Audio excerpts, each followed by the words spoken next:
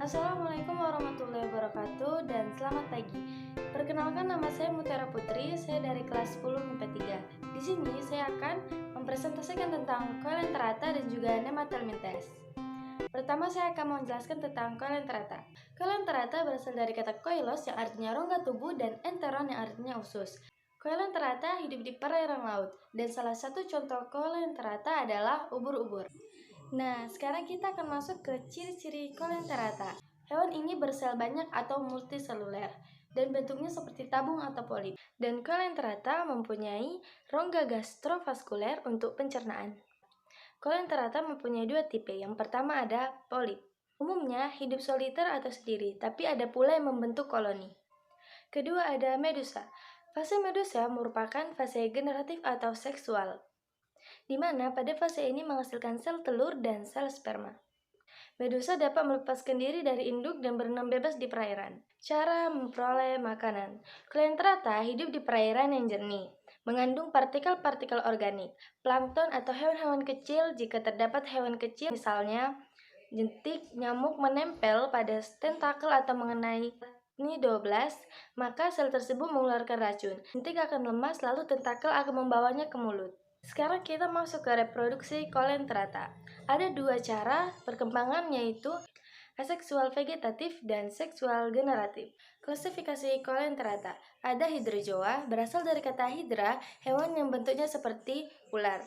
Ada scyphozoa, berasal dari kata scyphos atau mangkok. Ada anthozoa yang berasal dari kata anthos atau bunga. Dan ada juga ctenophora. Di samping ada peranan Coelenterata. Pertama, sebagai bahan makanan. Kedua, anomen laut atau mawar laut sebagai hiasan. Baik teman-teman sekalian, bisa lihat di samping saya ada beberapa contoh Coelenterata. Nah, sekarang kita masuk ke Nemathelminthes. Kalian tahu nggak sih apa itu Nemathelminthes? Nemathelminthes berasal dari kata nematos atau benang dan helminthes yang artinya cacing. Jadi, pengertian Nemathelminthes adalah cacing yang berbentuk benang atau giling. Ciri-ciri cacing Nemathelminthes. Salah satunya adalah berbentuk bulat panjang, berukuran kecil dan mengkilat. Ukuran tubuh betina lebih besar daripada ukuran tubuh jantan dan bereproduksi secara seksual. Klasifikasi Nemathelminthes. Ada nematoda dan nematomorpha. Cara hidup Nemathelminthes.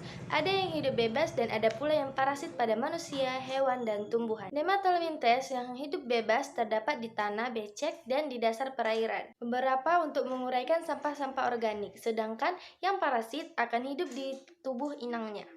Produksi Nemathelminthes. Nemathelminthes umumnya bereproduksi secara seksual karena sistem reproduksinya bersifat gonokoris, yaitu alat kelamin jantan dan betinanya terpisah pada individu yang berbeda. Kedua, fertilisasi terjadi secara internal. Telur hasil fertilisasi dapat membentuk kista dan kista dapat bertahan hidup di lingkungan yang tidak menguntungkannya. Kita masuk ke peranan Nemathelminthes. Sebenarnya, secara ekonomi tidak ada keuntungan atau kerugian. Nah, teman-teman bisa lihat beberapa contoh cacing Nemathelminthes.